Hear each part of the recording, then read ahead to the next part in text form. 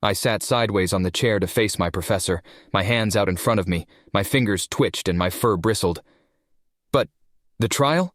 The failed human is still filing motions. I have to be here in case I need to testify. Besides, I haven't even been here for a year yet. Plus, the ambassador said he has a job for me. He's promising me a work visa, a student visa. There's so much left to learn. I don't want to go back, I exclaimed.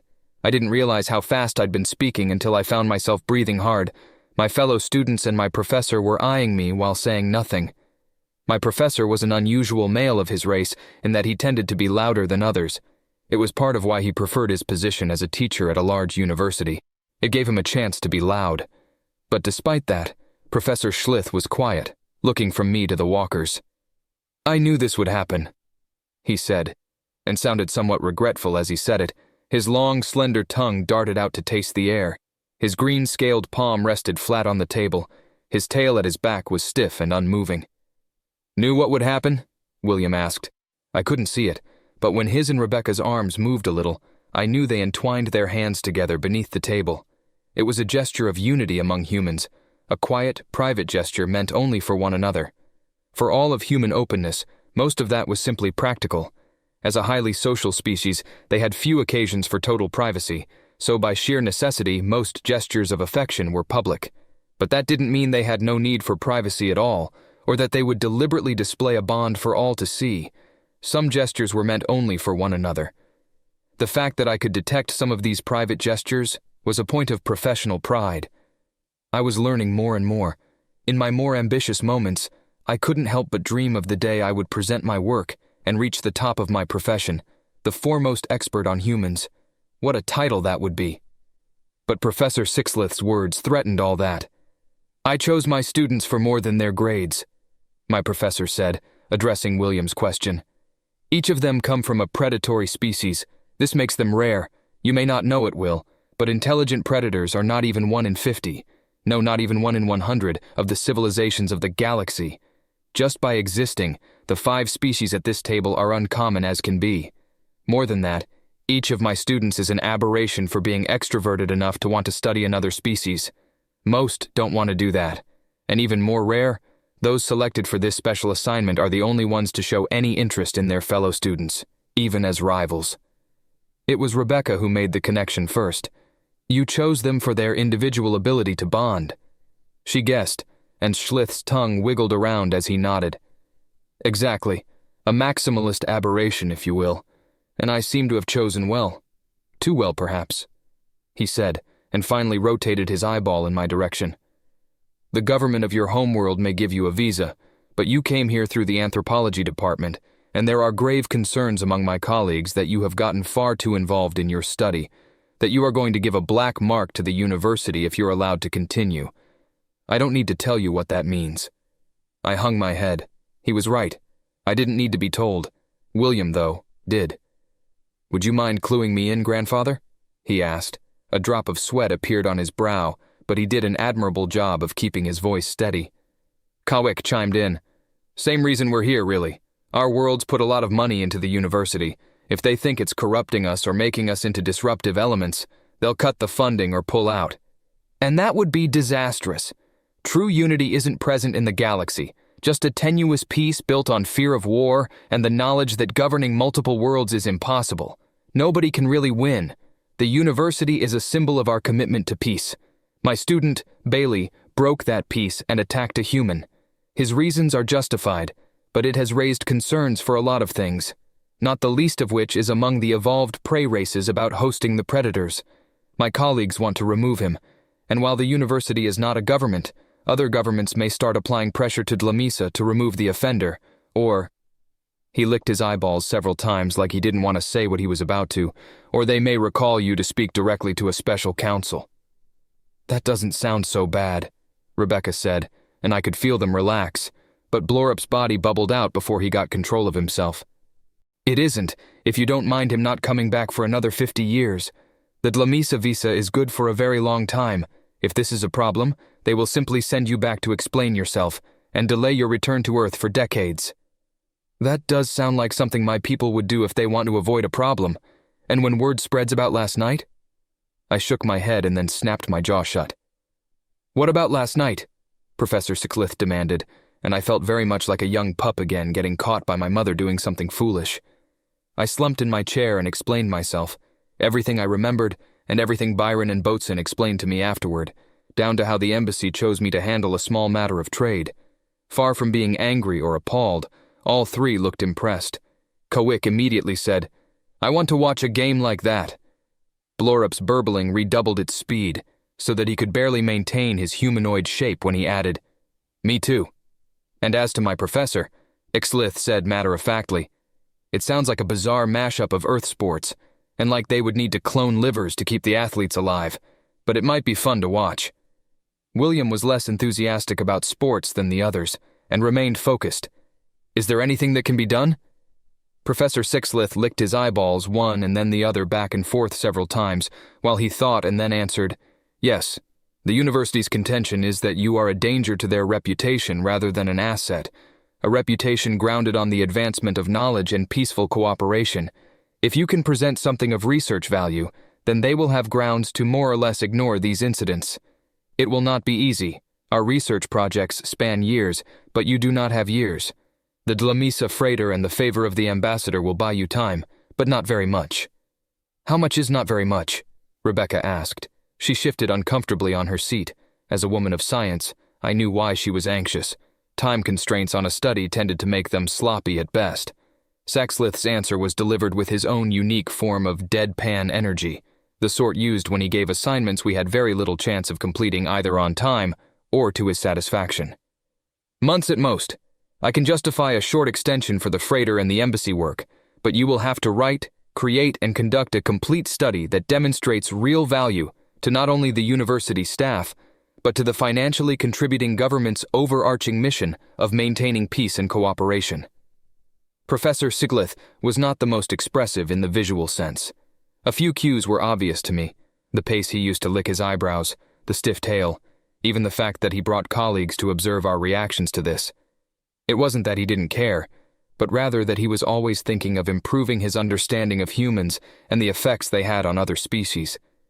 Even devastating news and a near impossible task were aspects of his studies, even with a family he cared about. But despite that, I was grateful he'd come in person, and I steadied my mind, took a deep breath that filled all 3 air sacs in my chest. "Fine. I'll do my best, Professor." I could see William and Rebecca were making ready to protest, make an offer, something, but I quickly headed them off, shutting down anything they might say by suggesting, "For now, what say we have a nice meal? It looks like Fauve will be late getting back after all." It didn't take a genius of interspecies relations for them to see what I meant. I'd want to talk to Fauve myself, and I wanted a different subject for now while I processed all this. "Of course, I was just about to make stew, dear. Why don't you go grab a bottle from the basement?" Rebecca suggested. "We can play some cards while we wait. We have enough people to play Spite and Malice." "Sure thing." William rose and tugged lightly on his jeans. "Who wants bourbon?" he asked. All of us, myself included, immediately answered, "I'll have some." And for the moment at least, we would have a relaxing evening before my ordeal began. "I wish I could do more for you, but I'm only a department head and professor. The best I can do is approve any study you submit to me for approval. I can extend credits to you for any supplies you need, but beyond that, the only one who can help you out of this—" Axlith paused his diatribe to lap his tongue into the bourbon glass several times, "is you." I threw back my shot, tilting my head up and envying human mouths the convenience of their glasses. The liquid burned down my throat where it settled in my stomach, and I held out my glass to William, who quickly poured another. Kowick darted his tongue out and drained the liquid through a little funnel connected to its tip. In nature, this was used to either drink liquid or to drain the blood of their prey. His species' digestion was exceptionally efficient, even more so than humans, with a natural consequence that he lay slumped back in the chair after his 3rd shot. Blorup, by contrast, simply made part of his body into an appendage and stuck it into the shot glass. His green was starting to look greener, and his humanoid shape was starting to become more blob-like. His body rippled as the dark liquid ran through the interior of the membrane and finally blended in with his body's darker hue. I guess that's all I can ask, more than I expected. It was hard not to look down into my shot glass and feel flustered and frustrated both at once, but I did my best. A human might have thanked him, but I did not. Thank him for what? Nothing changed. Exlith didn't press me. Instead, he turned to updating William and Rebecca on the goings-on of the rest of the branches of the Walker family. They were a large and diverse lot, with people spread from the continent of Europe, Central America, and Australia, and everywhere in between. My teacher's words came back to me in a flash. You are anthropologists. For you, everything is a study, an experiment, or both. Every observation is a chance to learn something new, including things about yourself. My professor was studying me, but that meant I too could study him. I could study the Walkers, and how they responded to news about family that was out of sight and out of mind, or if they even were out of mind. So I listened more than I spoke, which is the best way to learn. So she's going to have another kid. That's great news. William replied to Slith's information. It's always a good idea to space them out a little, free child labor and whatnot. He chortled a little, then let out a harumph, a perfectly good child labor joke, and Fove isn't here to catch it. Rebecca didn't laugh. Joke schmoke. I don't know how she handles all those kids. I can only handle 2. It's the little things about this conversation that I gleaned the most from. William was referring to a cousin who had 6 children already in rapid succession, an uncommon thing for most humans in the modern era. A lot more can be gleaned, however. He showed neither anger nor pleasure in the way he spoke. If anything, he was very casual about it. Great, loud, expressive enthusiasm would follow with someone closer to him, or so I judged from my media observations. He wasn't worried, which is to be expected. Over the years, the healthcare of humans had evolved considerably from their most primitive beliefs in magic, rituals, and miracles to modern science. In the last few hundred years, their shifting politics made proper medical care a basic right of all people, and as such it was fully funded out of their planetary budget. Their reasoning for this was starkly simple. If you hold a rope out to a man dangling off a cliff and demand payment to let him grab it, are you not a monster? If you let him fall because he cannot pay, are you less monstrous? Why should it be different for those who will die without medical treatment? As such, preventative care, including prenatal stages, were kept widely available to ensure maximally good health at birth, and then until the point of death.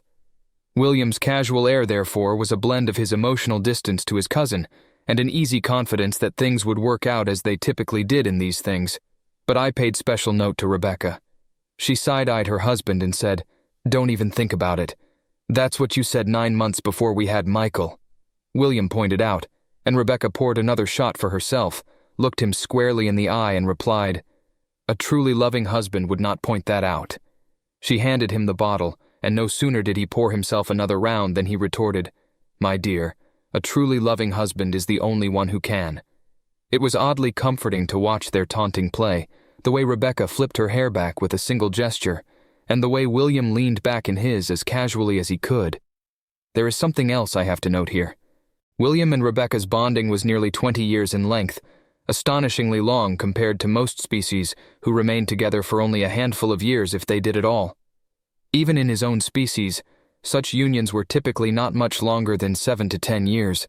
Seeing the way they played with one another with words, engaged in their regular flirtations, I resolved one thing. If I got to stay, I would study the significance of human pair bonding far, far more closely. The light drinking did its part for us, burying the underlying tension and helping me to relax when I needed it most. It wasn't lost on either William or Rebecca that I couldn't put off telling Fove for long. For the moment, though, there were other questions too. "William, you mentioned a job?" I asked. His eyes switched from his wife to myself, and he answered me with a snap of his fingers.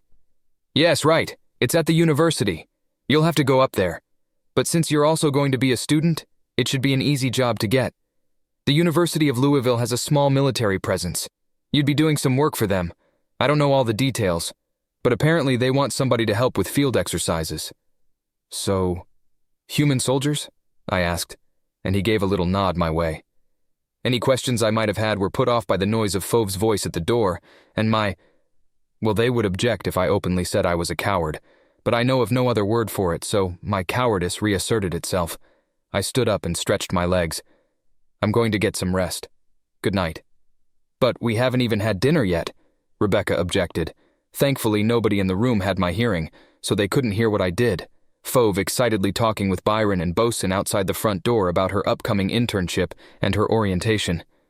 I had to avert my eyes from the door, My tail drooped. I don't want to go. I would have said it to anybody who could have changed things, but there was nobody like that here. Not even Professor Sixlith could do more than help me with a study approval that I haven't even written yet. Put a plate in the refrigerator for me. I'll eat later. Good night. I said a little quieter and faster than I normally did. Professor, Kawick, Blorip, live long and learn much.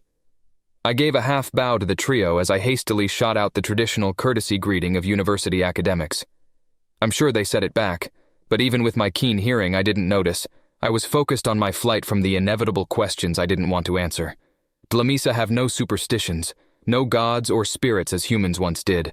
Our evolutionary path simply didn't lend itself to anything like it. However, in that moment as I descended the stairs, afraid of saying things I knew needed to be said, but that I neither knew how nor wanted to say, I envied the superstitious. To believe something was giving you an edge, a little extra protection in the face of unpleasantness, fear, or anxiety, must have been comforting. I didn't have that, but I did have swift feet, and I rushed down, glad that the pads on my feet kept my steps quiet all the way, and then raced to my room, closing the door with such care that my hand never left the knob and my ears were pressed against the wood until I was sure I could let the knob turn and secure the door in place. I then flicked off the light, buried myself deep beneath the covers so that even my head was concealed from view so no part of me could be seen, and after that, I don't know what else to say, except that I curled up and went to sleep. I do remember another thought, though, my last one before I drifted off. I don't want to go.